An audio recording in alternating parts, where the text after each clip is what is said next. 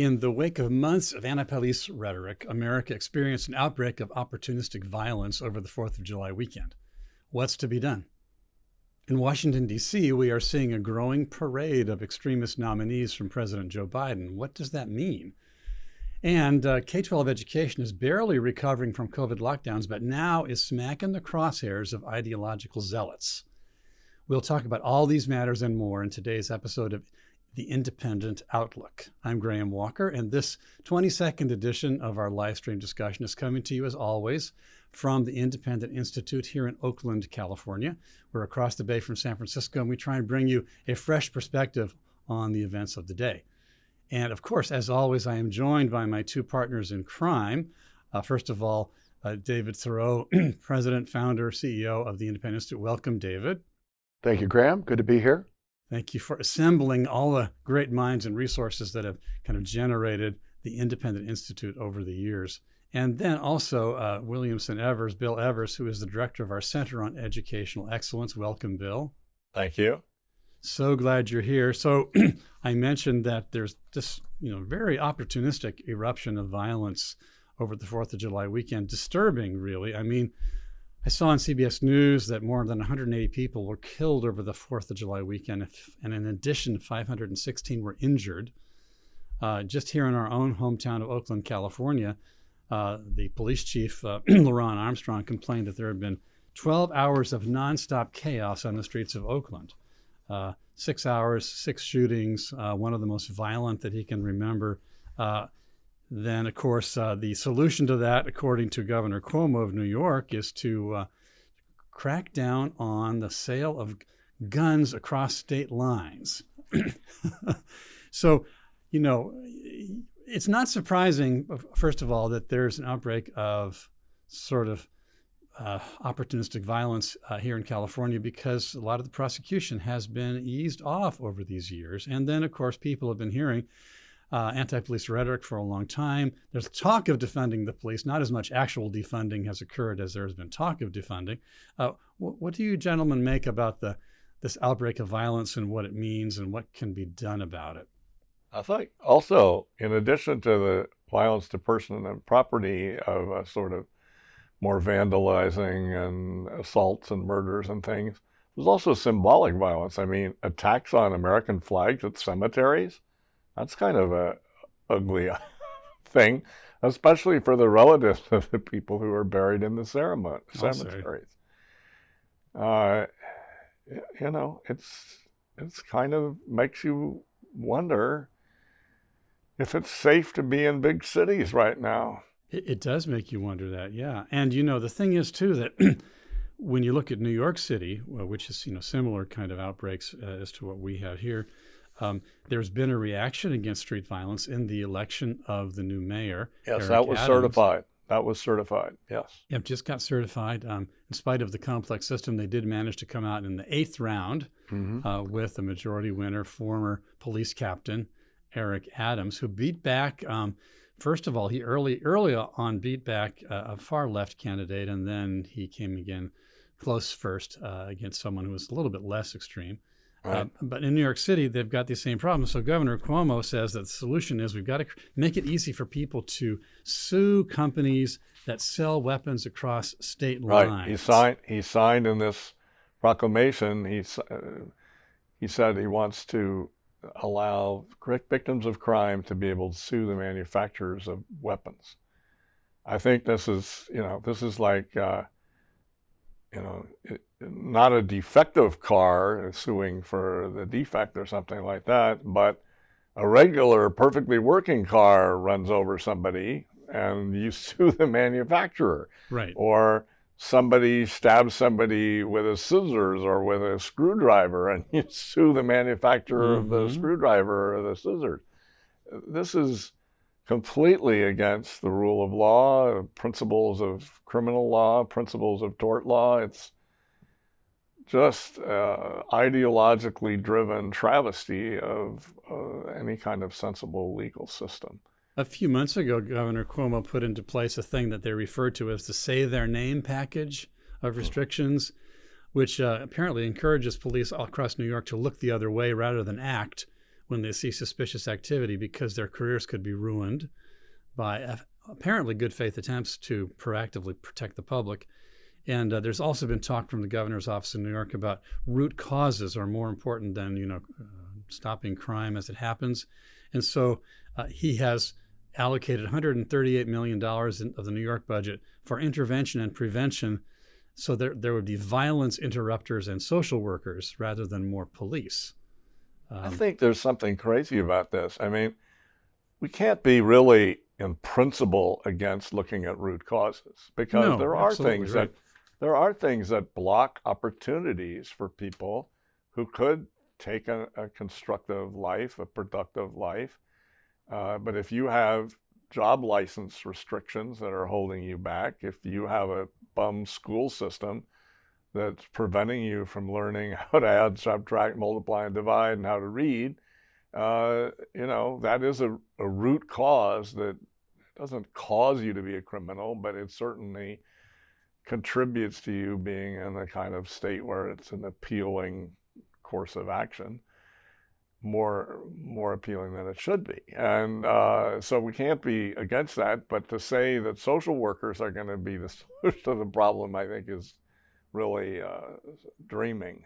So David Theroux, you've thought a lot about policing over the years, and it seems that in these kind of moments, the public is torn between, on the one hand, neutralizing the police, defunding them, and on the other hand, rampantly militarizing the police.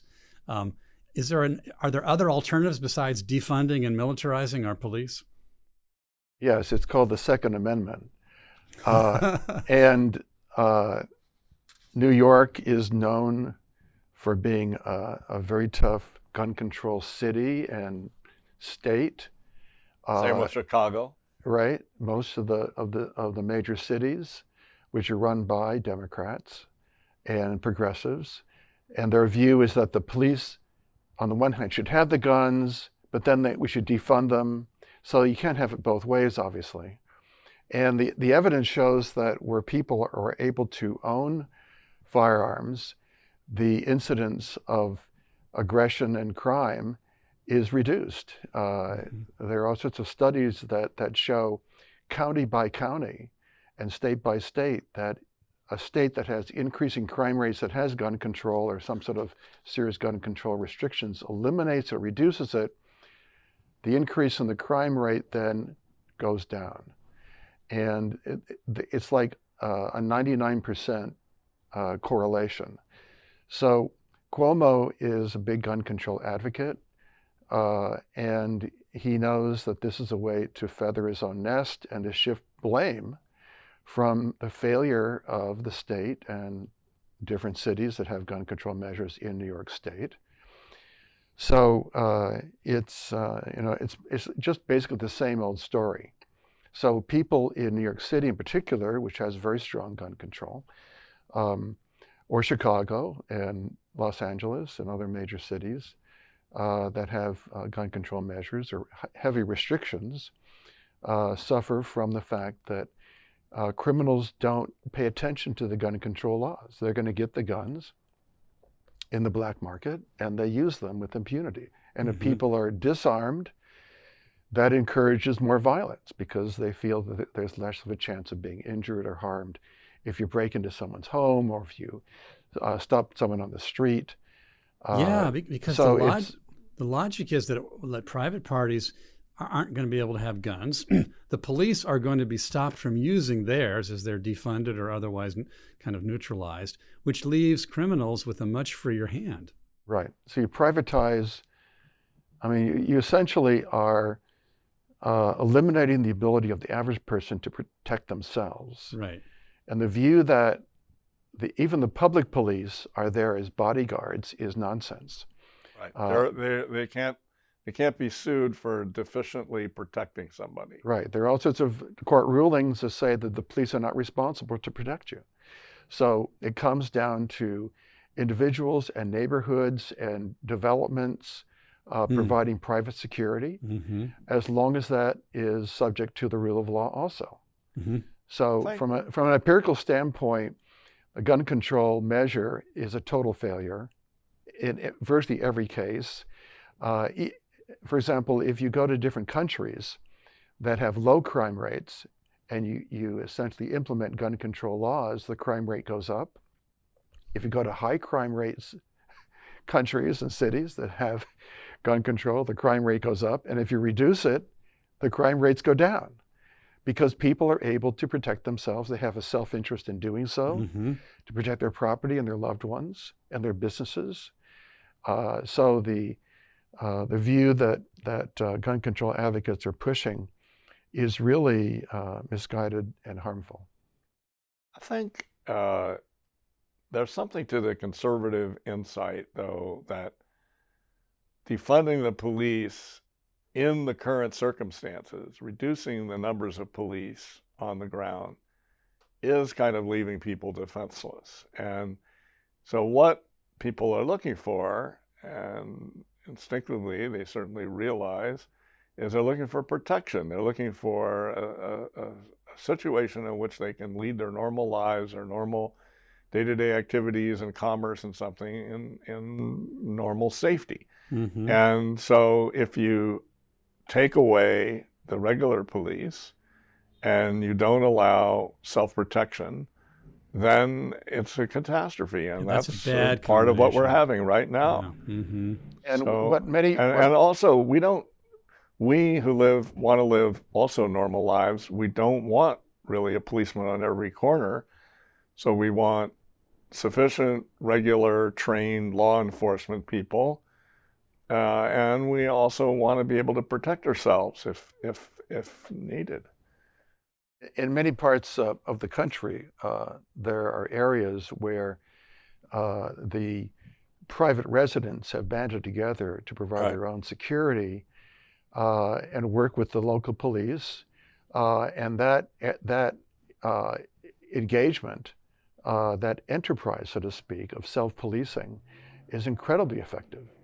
And for example, we live in Oakland, California, and in our area in Oakland, they essentially eliminated the response of police to about 30 crimes. And fundamentally, this was to protect the pensions of the police. So they're putting priority on pensions as opposed to response. So there are huge areas of Oakland in which the police do not come. And so in response to that, neighbors got together and they created their own systems of private policing, working with the city police. And those areas have now become some of the safest areas. The Wall Street Journal did a very nice, very incisive article about this several years ago, in which Oakland was actually a pioneer. Now, in those areas where they didn't, and they're subject to the cutback in city policing, they've suffered. So, and this is not unique to Oakland. It's happened in many communities, but it has to be legal to be done. So those cities that ban it suffer. Those residents suffer for not being able to protect themselves and create institutions that are accountable to the residents in that area. I just want to make a note. You commented just now and in a previous comment, David, about private non-governmental police in neighborhoods or communities or whatever. Someone who wasn't listening carefully might say, oh, well, he's just advocating that these like private militias can just get away with anything they want to do, then get away with murder. But actually, you said your comment was private policing subject itself to the rule of law. What did you mean by that? That's the whole point. I mean, there are gangs, right, who use violence. And the point is to rein that kind of behavior in by setting a standard where the citizenry, the residents, can have their own policing. And that can work with the local police department. It may work with the county sheriff, and so on and so forth. But those individuals in those institutions are subject to the same rule. And so the idea is to make policing accountable to the citizenry, right. So they're not subject to this arbitrary violence that gangs pursue to protect their turf and to enrich themselves. I would just mention, though, that the public police have to be kept under close scrutiny. In the last week, there was an article in the Los Angeles Times about the persistence of a gang called the Banditos that is headquartered in the East LA Sheriff's Station. The gang is made up of sheriff deputies. And they have had this in other sheriff stations in Los Angeles area. So, you know, we just have to watch out. That's right. And also what you want to do is you want to have a system in which the residents, again, under the rule of law, have an option to protect themselves if there's a gang that's taken over the police department. And the police department itself, the sheriff's department, what have you, has to be subject to the same rules and accountability. They're not independent agents that can do whatever they want. Right. So, well, the famous Henry Plummer gang in territorial Montana in the mining days took over the police system in order to rob, kill, and murder people. So we don't want that happening.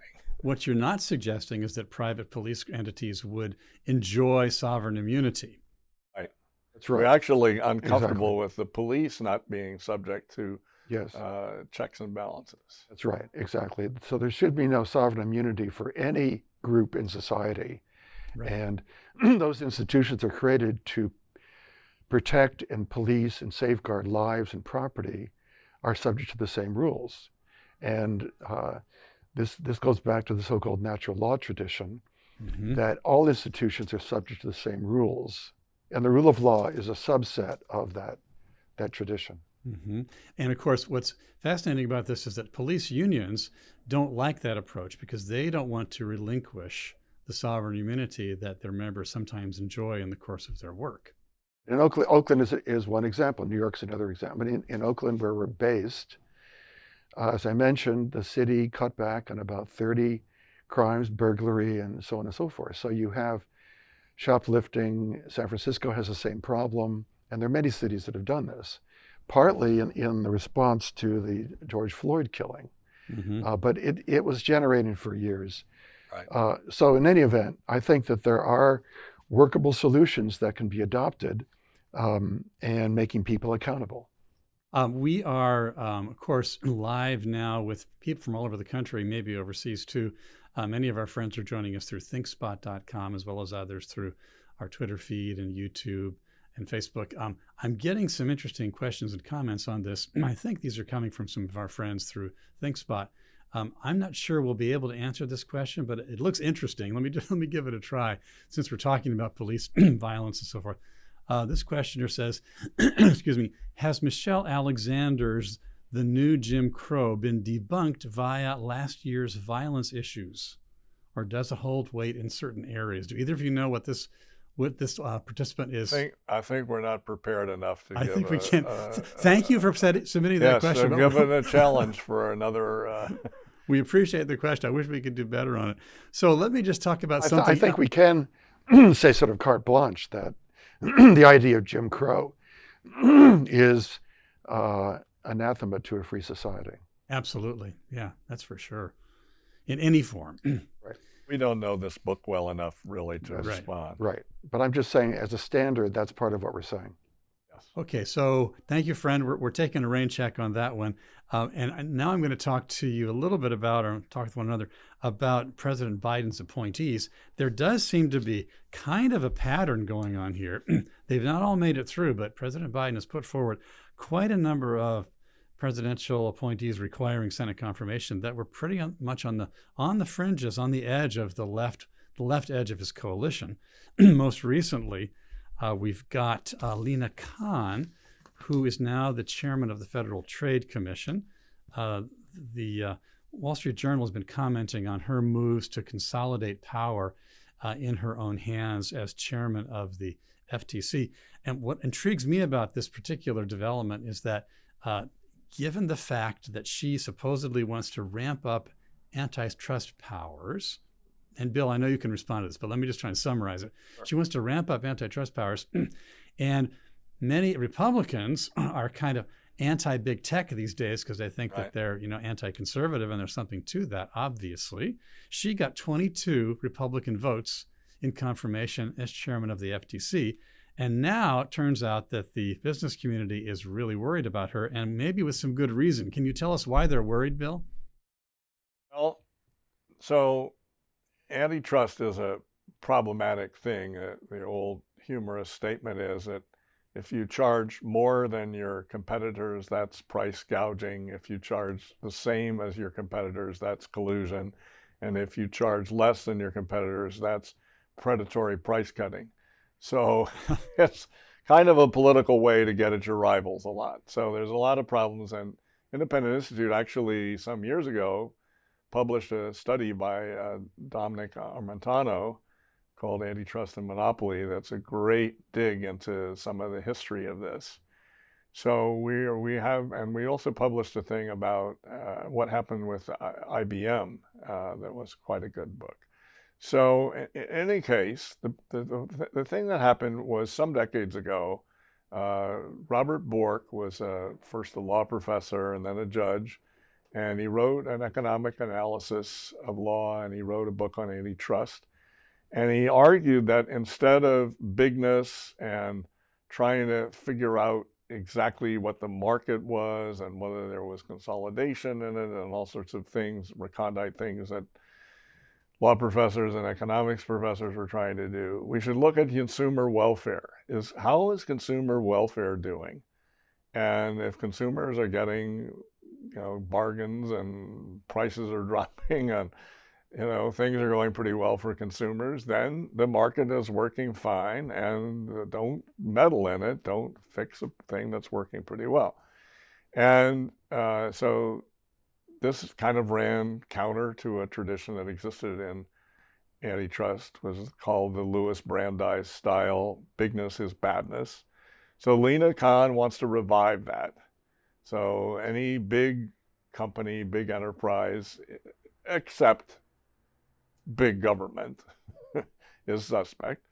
And so that's the doctrine that she is setting forth. She's pretty ruthless in this. They used to have a somewhat institutionally neutral head of the Federal Trade Commission. They're ending that. They used to be concentrating on bad trade practices. This is all a very complex thing to understand and explain briefly, but now they're going to look at huge market-wide, and they're just running. They have the bit in their teeth. They're taking the reins. They're not. Well, for they're example, not showing any restraint. They're just going after their political foes, and it's ugly, and it interferes with the rights of human beings, the rights of property owners. It interferes with economic efficiency and prosperity. It will reduce prosperity for all. one of the details I found really telling was that it has been the case that in order to launch an investigation, there had to be a majority vote of the Federal Trade Commission. Even could be a 3-2 vote, but now only a single commissioner is needed. And also, she herself, at her own discretion, can launch investigations and issue subpoenas and so forth. She's brand new. And when they first put her name forward, there was no hint that they were going to make her the head of the Federal Trade Commission. That came after she was approved by the Senate. So her views were considered in academia to be fringe views. That's right. I have to say, in a sense, there's a bit of a bait and switch. Not that politicians don't often do that. But generally, the Biden appointees to be cabinet secretaries were not, crazed people. They were calm in demeanor. They had reputations of being even-tempered and not wild men, right? Garland, wild Lincoln. Women. Right. But we're seeing, as we go into the further appointments and we go into the undersecretaries and the undersecretaries and the assistant undersecretaries and the deputy assistant undersecretaries, they are catering more and more to the ultra-progressive wing of their movement. Yeah, when you vote for someone for president, you're not just voting for that individual, although that's all you're thinking of for most of the time. Package deal. It's a package deal. They carry with them, is it maybe thousands of presidential appointments? Certainly many hundreds. 3,000. Yeah, and so what kind of human beings is this person going to appoint? Now we're beginning to see at these lower levels where it's going. Another example is the nominee from President Biden to head the Bureau of Land Management, BLM. Her name is Right. Tracy. The one who says that human beings are a threat to the environment. Right. Just like a baby is a threat. In Her other name words, is- she's a overpopulation bomb type person. Her name is Tracy Stone Manning. And in a thesis she wrote in graduate school some years back, she did some cartoons that were to illustrate how to do a marketing publicity campaign. And the thesis included the image of a toddler with the caption, "Can you find the environmental hazard in this photo?" All And it turns out it's the baby is the environmental hazard. Because There's no sense of, so there was a demographer who was very good at economic analysis named Julian Simon, now deceased, and he wrote a number of things, but probably his most famous book is Ultimate Resource. And the title tells the story. He says human beings are creative, ingenious, problem solving, and if they're faced with resource scarcity or other things, they will try to engineer a way out. They will try to develop institutions that allow human beings to use their creativity and solve the problem. And a person like this woman and her overpopulation, Malthusian despair, but also restrictiveness of our freedom, our life, liberty, and the pursuit of happiness, doesn't think analytically in the way that Julian Simon pointed the way to. Very famous bet that Julian had with Paul Ehrlich from Stanford. Ehrlich is the author with his wife Anne of The Population Bomb, right. and other books, in which he was basically saying that he's advocating zero population growth. By the way, just as an aside, when I was a student at the University of California, Berkeley, there was an organization called Zero Population Growth. And you'd sign up for this and you would pledge that you would have no children. You'd be sterilized. And I remember seeing many of my classmates lined up outside this building to be sterilized. Wow. And in any event, Julian Simon and Paul Ehrlich had this famous bet where Julian challenged Ehrlich to pick, I think it was 10 commodities. A basket. Yeah. A basket of 10 commodities. And Julian made a bet that, I think it was in 10 years or 5 years, that every single one of these commodities would be priced lower in the real price at the end of that bet. And so Julian picked, so Ehrlich picked the commodities, and sure enough, every single one of them was priced lower because of the productivity of the economy and people innovating and using alternatives for different If it was something that had to be mined, they figured out lower cost ways to mine it, and therefore the price dropped. Exactly. So then, to Paul's credit, he challenged Ehrlich, Julian challenged Ehrlich to a second bet, and he wouldn't take it. So this woman, Tracy Stone Manning, is of this population bomb perspective, this Malthusian perspective, which is has been refuted continuously, but this is basically part of the environmental world, unfortunately, most of it. And so she is really devoted to this. She considers children to be an environmental hazard. In response, Julian Simon pointed out that people are actually assets. Mm-hmm. They're actually creators of productivity and so forth. So this is a very stark contrast. And it's a sad commentary that this kind of really myopic, false, and dangerous perspective is getting more traction in the Biden crowd. Ronald Reagan, power over the rest of us. Yeah, that's the concerning part. Ronald Reagan, the people who are harmed the worst are the most disadvantaged. Yeah, absolutely. Some years ago, Ronald Reagan commented about this ZPG thing. He said that every baby born has not only a mouth but also two hands. That's right. That's brain. And a brain too. Better still, a brain. And the whole thing is weird because as of 2019, the U.S. birth rate had fallen to its lowest point since 1985, and as of December 2020, apparently the U.S. birth rate is now below replacement level. Yeah. Now, there's one other thing about her I wanted to mention. She is being put up by the president for the Bureau of Land Management, which manages, thousands of acres of federal land. And Millions. yeah, well, probably millions, right? And so she participated back in the 80s in eco-terrorism. She was apparently part of a group that was doing that tree spiking thing. Right. They would stick metal spikes into trees, which would Yes. then cause loggers to be damaged or, stopped or injured or killed. So, Right. yes, it could kill the loggers. Yes, that was something that happened in California, among other places. Now, apparently, she was part of that group, and the prosecutors got her to turn on her compatriots to give evidence against them. So she got off, but it's complicated, and some of the Republicans in Congress are now saying that the Biden administration is not coming clean about her past background in eco-terrorism. And I read that one conservation group, the Dallas Safari Club, which is some kind of an environmentalist group, has withdrawn their endorsement as they've seen more about her participation in eco-terrorism. So Safari people are people interested in hunting and wildlife, and but they had supported her before this. because they thought that she was protecting areas that they right, wanted to see right. protected. Yeah. To say, though, better that she turned against this than that she Oh, yeah. persisted in it. Yeah, granted, but she's not come clean about it. She's kind of concealed that part of her past, which makes one suspicious of her actual There was actually a sympathies. famous murder in Oakland of an eco-terrorist Really. who was doing this spiking.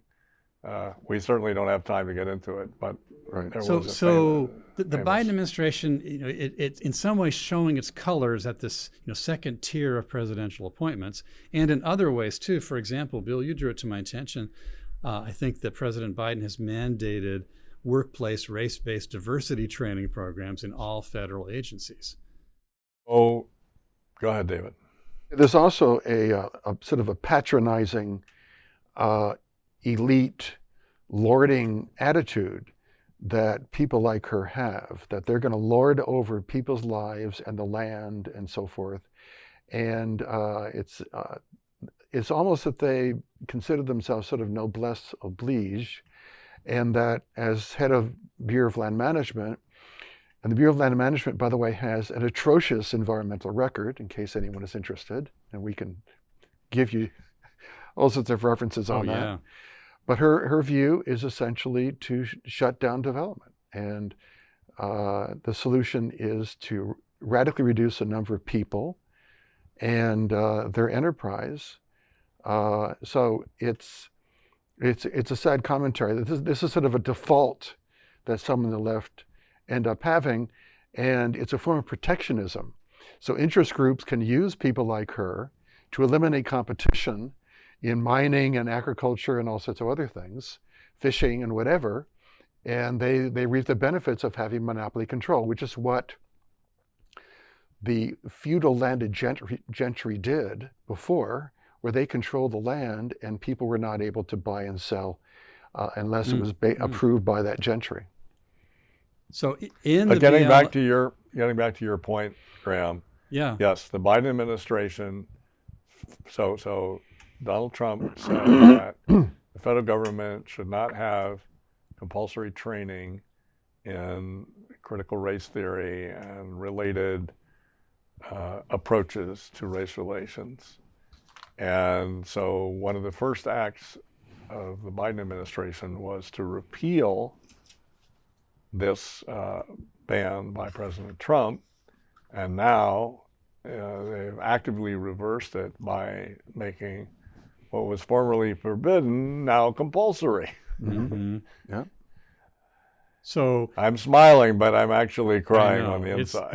It's grievous. And so the kind of approach to race is going to be promoted throughout the federal bureaucracy at even lower levels, not just among the people we're talking about. So right now. just to bring up something that happened fairly recently, the annual meeting of the National Education Association, the largest school teacher or teachers union in the United States, they made it official that they're in favor of critical race theory.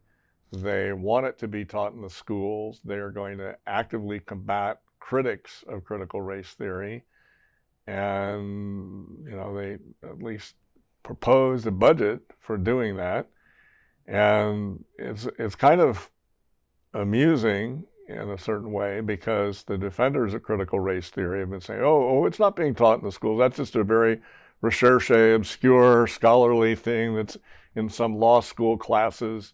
It's not really in the schools. And or it's a boogeyman of conservatives. conservatives. It's a boogeyman. It's a fake. It's a straw man. No such thing. Nothing to see here. Move along, please.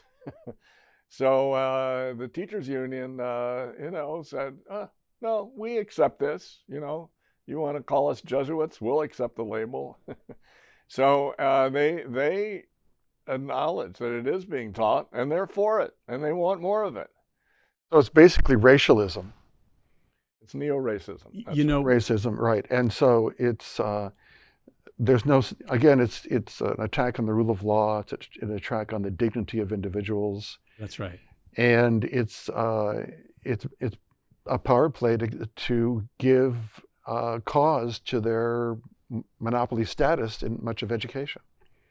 It's clearly what I think maybe could be precisely called a form of racialism, by which every person gets submerged into an identity based on race, seen deterministically, as if everyone's character, outcome, and so forth are all determined by their race, and they really can't, or maybe even shouldn't, seek to be free of that. We've got a participant with us on the program today. I think the name is Brett, who proposes a definition of CRT, and he says maybe something like this: it's a form of racism where races are ranked in order of their relative historic oppression in America, and race is the most important determining factor in one's identity. That's from Brett, coming to us through ThinkSpot. That's not a bad definition. I think that has a lot of merit to it. I do want to add in another horrifying incident that happened in the last couple of weeks, and that is a instructor at the Naval War College in Rhode Island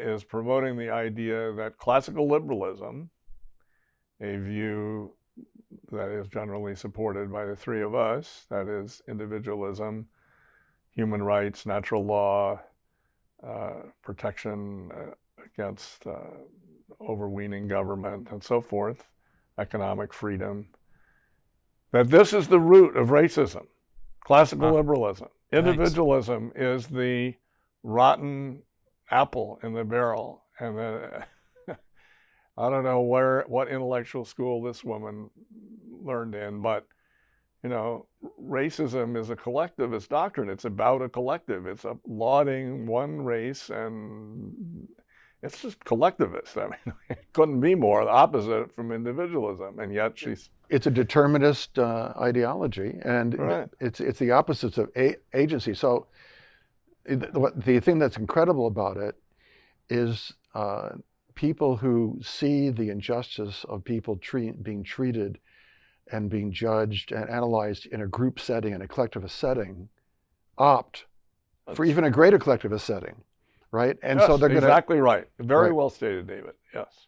It's really an atrocious failing in coming to grips with the reality of human life and opportunity and justice. You're basically subjecting people based on race to categories, and they'll be treated accordingly. Yeah, it's kind of disturbing. I mean, the ideological conflict there can be oversimplified, and I think a lot of people who would like to brutally simplify these things might understand what that person was saying. They might think, oh, it makes sense. You can either think that the individual is everything or the collective is everything. Well, actually, what I think, consistent with what is actually the historically classical liberal tradition, is that the individual person is at the center of an identity which includes more than merely himself, because it's part of a moral universe in which he participates and which precedes his own choices. And so it's not just, the group versus the individual, it's the individual person nested in a community of morals. Right, but it's clearly an attack on individual agency. Oh, clearly it is, yeah. Right, and so there's no way that you can ever overcome that, because you are determined into it. You're Right. born into it, you're determined, and you'll be judged based on your group identity, which is imposed from out. And so every place in the world that's had this kind of group identity Right. rule has been horrific. Biology is destiny, somebody said. You're essentially dehumanizing Right. people. And even if the person is dirt poor and is uneducated and has been the victim of all sorts of horrible things, not for their own responsibility, that person is going to be viewed in a subjected category, and they're going to be treated ruthlessly in unjust ways. So, I mean, it's astounding. Those who are more fortunate may have the luxury of entertaining or toying with these deterministic racialistic theories, but actually those who are the least advantaged are the ones who most need to be treated and understood to be individuals capable of self-direction, because they can't afford to be submerged in this determinism. They need the recognition of their human agency more than anybody. Well, not ironically, but unfortunately, the people who propose these sort of collectivist doctrines, determinist doctrines, exempt themselves from these doctrines. There's a couple of things that occur to me listening to our exchanges here. So one is, who is benefiting from these racial categories coming back? And interestingly enough, some of the litigation around admissions to Harvard shows that the people who are benefiting from racial quotas in admissions are upper class blacks, the Martha's Vineyard blacks. It's the black, higher income professionals that are the ones that are getting ahead and pushing out Asian strivers. So that's an interesting thing. Another thing that's quite interesting is the New York Times Sunday Magazine had an article by a renowned historian, Timothy Snyder, who's written a lot of fascinating books about World War II, about the countries in Eastern Europe that were kind of the bloody borderlands of conflict in World War II, and of course in World War I and in the Cold War. And he's pretty much of a standard liberal, and he talks very fascinating in this article about how Russia is distorting its history and its responsibility, its alliance with Germany before World War II, and the different massacres and things like that, how Putin is trying to prettify Russian history. And he says, look, one of the things that they're doing is they're saying that we can't tell the truth because it will upset people. It will hurt their self-concept. It will hurt their self-esteem. They identify with the great Russian nation, and if they're told that there's some flaws in history, they'll feel bad. They'll have hurt feelings. Now, I think we have to face the truth, and every society has people who've done bad things, and they're part of history. You shouldn't suppress history in order to have nobody have any hurt feelings. And we can have we're trying to cope with the rise of this critical race theory, and there's a grassroots movement.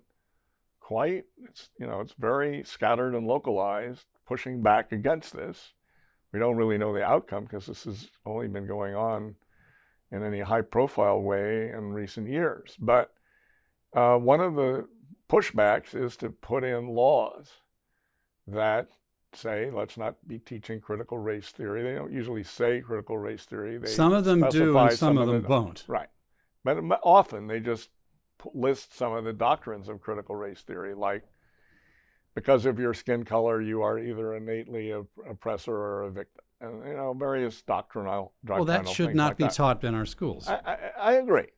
But one of the things that is in some of the statutes, including the Oklahoma statute, as he points out in this article, is we can't put things in about one thing or another having to do with race relations because it will hurt people's feelings. That is an extremely That's bad a bad path reason to go on. You mean some And I think- conservatives are making that argument? Yes. So, yeah, I don't Yes. like that argument. That I is don't either. not a good and argument. so I just want to go on the record that I'm agreeing with a regular old liberal here because, in this case, he's absolutely right. Yes, but what he's right about is not that critical race theory is Right. true. No, he's evading whether critical race theory is objective or anything like that. He's just talking about, he goes through a fascinating account of Russia's suppression of history. And then at the very last few paragraphs, he points out this thing that one of the Russian rationales is not to make people feel bad. And then he's saying, and frighteningly enough, this is being taken up in Oklahoma. I think he's well taken, exactly. David? I was going to say that the rise of critical race theory, which has been building for quite a number of years, Right. is really an indication of the failure of collectivist thinking and progressivism in particular, because the origins of the Black Codes and Jim Crow and other measures were by progressives. They had race theories about intelligence, they had race theories about culture, and they were going to impose these on people. The eugenics movement, it was a reflection of that. And it's,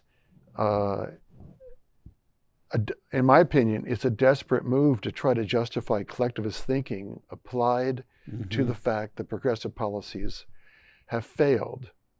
In other words, the idea of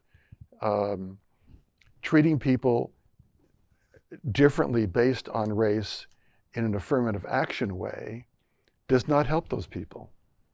And the people who believe that the rule of law should be subservient to race identity are basically caving to the very problem in the first place. They're essentially embracing it. What all this boils down to is that progressives fundamentally do not believe in individual agency. They don't believe that individuals make choices. They have minds, they have souls, they should have accountability. And so we're going to treat them in a group identity way. And as soon as you start doing that, not only do you have injustice, but enormous hardship has resulted. So the insight that people like Frederick Douglass had, and that whole tradition against race-based law, is the one that we should be supporting, not encouraging it, not institutionalizing it. That's right. Because it will be used in nefarious ways. Now, here's something. I think also that, just to continue with this point of David's, in a sense, in a much more empirically valid sense, there is a kind of structured racism, a kind of systemic racism in American history. What is it? It's bad public schools. It's zoning laws designed to exclude blacks. It's urban renewal that destroyed black neighborhoods. Renewal and highway building that was deliberately designed to destroy, not somehow randomly doing this, but actually sometimes deliberately doing it. It's wage laws that were put in by unions in order to prevent poor blacks who were willing to take a job, maybe in the North, at cost of them moving and dislocating their family, but to try to block them from doing this. So it's not that but who did this? This was the progressives. I was going to say these are all progressive. This was the progressive. Government policy demanded by progressives. Who put in hours laws that denied women jobs in bakeries and things like this? It was the progressives. So it's not really wrong to look at history carefully. We need an unflinching look. But to look. say that a free society systemically suppresses groups, I think they just don't have any case here. Right. And so I think it's Well, Bill, the very fact that these measures were put into place, and you could take it further to apartheid and many other examples of this, clearly is the in a point that they systemic. had to do that to enforce racialist policies. The market and civil society, Advancing in South Africa. exactly, under the and it market. was a threat. And the Right. same thing was the basis of the black codes and Jim Crow and so on. And Right. anybody Jim who Crow believes, was designed to suppress rising black competition. exactly, and so it's a sad commentary that you believe that some sort of collectivist measure is going to, right. I can tell you these ethnic studies courses and these revisions of American history do not point this out. I mean, we just had Indian Americans from the Indian subcontinent. So that includes Nepalis and Pakistanis and Bangladeshis and so forth, win spelling bees in America. They win them over and over, and this just happened in the Scripps spelling bee. Is that in ethnic studies, that kind of successful achievement? No, it's not in there. Now, behind me, there's a book called Race and Liberty in America, which is, it's a collection of about 100 documents in American history on the issue of race and how racial Of study, but not right. of distortion. No, it's not. And it basically shows how progress resulted from eliminating these race-based laws and the motivation and the impact of having race-based laws, either race-based laws that are favoring some group or trying to hinder a group. And so that's essentially what we find in critical race theory, is this naive view that some sort of collectivist measure to hold people back or to support some other group is somehow going to be just and effectively positive. It's not. Collectivist defined as governmentally imposed. Mm-hmm. And that's what the idea of racism is a collectivist worldview, that people are determined by race. Race is a factor, just like gender is a factor, and where you're born and all sorts of things is a factor, but it's not a determining factor. And the work of people like Tom Sowell and others have shown that overwhelmingly. My attention is being captured here by some commentary we're getting during this conversation. One of our participants, who seems to go by the moniker Young Ethos, which is kind of clever, makes this comment, which I'm tempted to comment on in response. So his comment is, people are criticizing David French and others for not taking a firmer stance against critical race theory. I believe his argument is that it's a free speech issue and thus it shouldn't be banned. What are your thoughts on this? Well, okay, so I actually thought a lot about David French's argument. Just coming back to you, Mr. Young Ethos, one of the ironies of David French's approach is that in the piece in his dispatch where he discussed this, he headed it under the heading, "Character is Everything." And he said that Republicans were, lacking character on one issue or another. He may have been right about that, but it was deeply ironic because he pointed to human character as the pivotal factor, which is the precise factor which critical race theory denies the existence of. That's exactly According to critical race theory, which is itself a subset of critical theory, which is itself descended from post-structuralism and post-Marxism. The whole point is that these are systems that cause everything, or systems and or identities, not individual character. And there's no free will, there's no individual agency. So character is not everything if there's no free will and no individual agency. So if you set up a legal system in which some group has preferential treatment over another group that's held back, look out. So I think in response to this comment that David French is onto something when he talks about the importance of freedom of speech, but I think he misses something important when he mischaracterizes critical race theory as if it were merely an honest look at American history, when in fact it's actually a doctrine that precludes individual human agency. I think there's another aspect to this that is just screaming to come out, and that is the people promoting critical race theory don't want some sort of pluralism of things. They're not looking to, in your senior year, study 5 different theories of how race impacted American society. Which I They would be in want favor their of. theory That would be and fine. No other. That would Okay. be fine if you had 5 theories and you Yeah. studied them. Fine. And certainly in college, maybe if you have a decent professor, you're going to get that. But they want their theory, and they want it to have ideological hegemony. In other words, a monopoly. So one thing is the public school system facilitates this kind of monopoly. So if you had a pluralistic system with lots of charter schools and lots of independent schools and kids being able to go with vouchers or educational tax credits or educational savings accounts to move around, parents could put their kids where they want.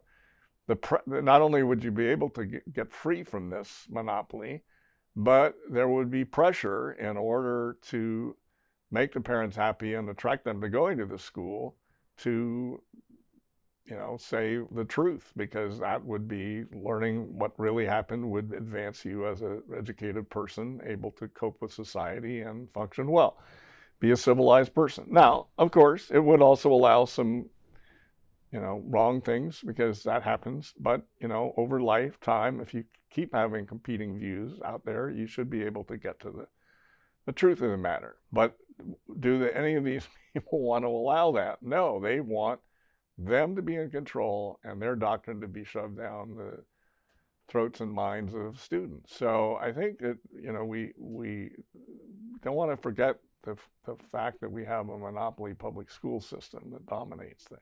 That's right. Worth noting is the critical race theory proponents and critical theory in general believe that ideas really don't exist. They're basically just mental Phenomena of the power epiphenomenon, and it's determined by the environment, what have you, and accept their own view. Right. It's the power structure that I think. So they want to impose it, even though they themselves will not accept the fact that for them, their views are determined. So you have this incoherent view. So right from the get-go, the people who believe in imposing critical race theory and critical theory in general have no leg to stand on, because their entire argument for their view is a house of cards. Because people do have agency, people do have minds, They do. people do indeed. choose. There is a thing called logic. There's evidence. So the whole presumption of calling it critical theory itself is baloney, because it's not critical theory. It's the opposite. It's not looking at it analytically, and it's assuming that all the ideas are determined except for themselves. Right. Because if their theory is true, there's no vantage point by which we could objectively determine find out what the truth is. Right. So it's self-refuting, but very doctrinaire. We're cutting short on time, but I wanted to skip ahead maybe to discuss briefly, if we could, some of these recent Supreme Court decisions, which do seem very much to underscore, and some of them, the importance of individual liberty, human agency. So, for example, there was the decision about union organizing, that unions are not held now to have the right to go onto private property willy-nilly of businesses and companies to recruit. But people who own property actually have the right to control who comes onto their property. That seems like a blow for human agency and individual freedom.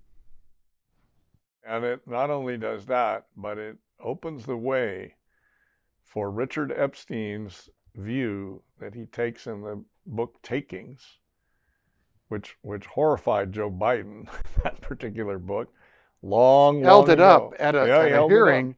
Do you believe this? Yeah, he held it up, and he pointed out that book essentially says the New Deal was unconstitutional. And so Richard Epstein wrote a column about this case saying, well, it'll be plenty of work for the courts if they're going to take this seriously. There were a lot of other fascinating legal actions. There were some relating to the Center for Disease Control, thinking it could impose moratoriums on rents and leases and so forth. There was a lower court decision about a federal court deciding that the Biden administration wants to prevent tax competition among the states So it was going to say, well, you can have a little money, but in return for getting this money, you can't reduce taxes anywhere in your next budget and What a travesty that is. I know, it's denial of federalism, and it's completely denial of democracy too. Yes. But they're for democracy when it suits them and not when it doesn't. So there was donor confidentiality, which is a thing that we as a think tank have to be concerned about, but it's also something that political groups and political parties have to be concerned about. And there has been court decisions on this in the past, things like the National Association for the Advancement of Colored People or the Socialist Workers' Party, people that were worried at various times and eras about their donors getting attacked or blackballed or one thing or another. And so they got the courts to say, well, you don't have to reveal who your donors are. And now we have this phenomenon of doxing, where if you get a list of people who and you can look up electronically their name, their address, their job, and all sorts of stuff. It's stunning. And then you mount a campaign. And so the courts are kind of taking cognizance of this problem. And California had laws that were going to, reveal who donated every dime. That's an exaggeration, but well, pretty anyway, close they're to going to true. reveal the donors, and they were going to not have privacy, and they were going to be subject to this kind of harassment. And so the courts have begun to open up the idea that people can hold things confidential. I think that's very wise. I think it's extremely important, yeah, because otherwise people are just subject to retaliation. I mean, specifically here in California, it's been over a decade ago when Prop 8 passed. 60-some% of Californians amended the California Constitution to state that marriage was between one man and one woman, which of course went by the wayside later from court rulings. But the donor lists of those who supported Prop 8 were carefully gone through, and many people were vilified. They suffered both social and financial and career losses as a result of their giving money to support Prop 8. In other words, people were attacked for believing what President Obama originally believed about marriage not so very long ago, but they were exposed to that retaliation because of the so-called sunshine laws on donors. And I think the Supreme Court is rightly trying to protect individual choice in that matter. So that I find that quite heartening. Interesting that this response is because of the electronic age of making information more readily available. So privacy has become ever more important. That's right. Yeah, it's very important. Did you mention the CDC's emergency powers already, Bill? I'm not sure if you did. Okay. Well, that doesn't mean you can't say more on it. Well, I mean, the CDC, it claimed it arrogated to itself some extraordinary powers, including, I think, to do with foreclosures or evictions, rather. When did a public health agency get control over real estate? Amazing thing is that quarantines used to apply to the sick person, not to the whole society in which there were some sick persons. Mm-hmm. That's right. It's an amazing world we lived in the last months. And I just want to, there's one thing out of all the stuff, the fascinating stuff we left out, and that is a horrifying thing I read in the Wall Street Journal the other day, that in the minutes of the Federal Open Market Committee, which is the decision-making body in important ways of the Federal Reserve System, there is no mention of the quantity of money. And that is just asking for the worst kind of inflation to break out in our society. I know this is not really following up on what we've discussed earlier today, but I just it's hate a parting to close shot without telling you this frightening thing I saw, and saying, keep your eye on indications of inflation, because it's not to be scoffed at what it can do to society. Ironic that the Open Market Committee and the Fed overall somehow now believes that money and the supply of money is irrelevant to the economy. I mean, it's pretty stunning, and it's totally ignorant And Certainly is. some more cynical people would say, well, of course they would take that position because look what they're doing. Well, Well, it's the triumph I of don't think think the cynics have nothing nothing to what they're saying. That's right. So there are alternatives. The Taylor rule tries to keep things steady. Milton Friedman had a rule-based idea. The gold standard is a self-limiting rule. Judy Shelton's been all for that. She's was a nominee to the Fed that got in some kind of technical thing that blocked her from ending up being put on the Fed, but she's now with the Because of her, Independent it Institute, was because of the timing of two of the senators, and they Right. couldn't be there for the votes. They postponed it, and then Biden took office, then it and didn't he happen. just is gone. So That's right, one of our senior a very fellows. great gain for everybody. But one of the other reductio absurdum conclusions of the Fed is that if money makes no difference, why not just print $1 billion for everyone and have no taxes, right? Well, why Right. wouldn't you do that? I mean, why not just go all the way? Kind of what they're doing. So the obvious point is that money does matter, and that's one of the reasons why we're concerned about the Fed. We're going to see Because very clearly. the Fed's control of money is creating all sorts of problems, ever more so now.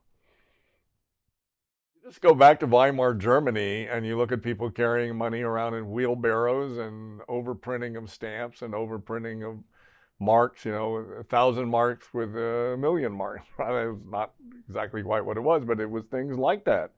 Mhm. Postage stamps just, having to be recalibrated. It hurts the poor. It hurts people on fixed incomes. It hurts widows and orphans. It's just the most ugly thing for society. It wrecks morals because you cannot count on a steady future. So people take the idea, oh, well, for today, I'm not going to save. I'm not going to take a long run view because long run is a catastrophe. And this is really a self-destruction of society if inflation is allowed to get out of control. So it can be looked at as a redistributionist scheme. Yes. So it's the public at A large. bad kind. Public at large is taxed to the extreme, and those in power who control the levers of the money supply are enriched, and their cronies are enriched. But this, Get the initial money. They get the initial dollars, and before it loses value, they're able to get it out of their hands. this approach to monetary policy is now praised and upheld as somehow being progressive. I don't think, well, it's because it fits with the progressive narrative in general. But I don't think it's going to last because the predictions that Yellen and all the others, Powell and so on, have had, well, this, the easings are not going to be a big deal, and they keep on getting these reports, which It's just they're going to be temporary. temporary. And yet you look at the evidence, and it's not temporary, and it's not anything close to what they predicted. So I thought, And this is not just in the United States. No. So No, I think that Things like this are going on in Europe. Yeah, It so I is think not just in the United States. right, and of course, part of the impetus is when the dollar was it was essentially cut from the gold supply, even though the price of gold was fixed by the Fed, which was a mistake. But in any event, the possibility of so-called modern monetary theory enduring based on this phony baloney viewpoint, I think it's going to just come crashing down, and a lot of people are going to be hurt in the process, unless we've done what we've talked about before, is to liquidate federal assets to the public to cover the losses. Yeah, now that's an idea whose day may yet come, and if it comes, it'll be partly because the Independent Institute put it on the table. One thing that concerns me is I think that the common thread among many of the policy errors we've been discussing is the sense that ideological fervor gets the upper hand over evidence in many of these issues, whether it's history, whether it's monetary policy, whether it's schooling.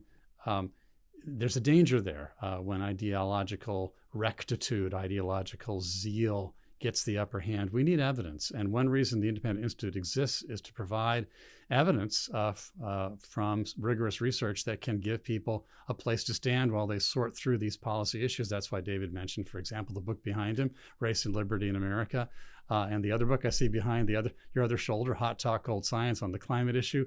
We invite our friends far and near to visit independent.org. You can stock up on some serious intellectual resources and evidence that can help you navigate these things more wisely. So I think with that, unless you guys have a parting shot further, David or Bill, we are going to say goodbye to our friends. Thank you for all who joined us through thinkspot.com and elsewhere. We enjoyed having you with us. Please visit independent.org and join us for the next episode of The Independent Outlook. Take care, everybody. Bye-bye.